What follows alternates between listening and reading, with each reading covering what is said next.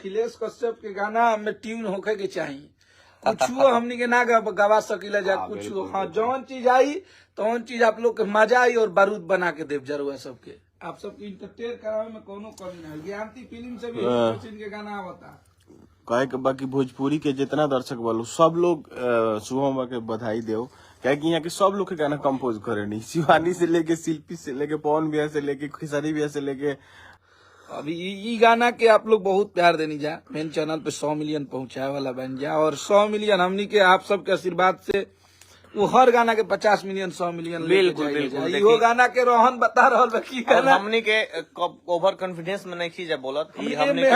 मेहनत बा और विश्वास बा कि हमनी के पता बा कि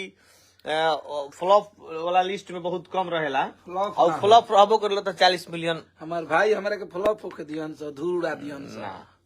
त्योहार निहन बनाता है हमारा पोस्टर, हमारे फोटो को अगर आप हिट मशीन के साथ कश्यप का फोटो आ जाता है तो उस दिन दिवाली मना देता है लोग।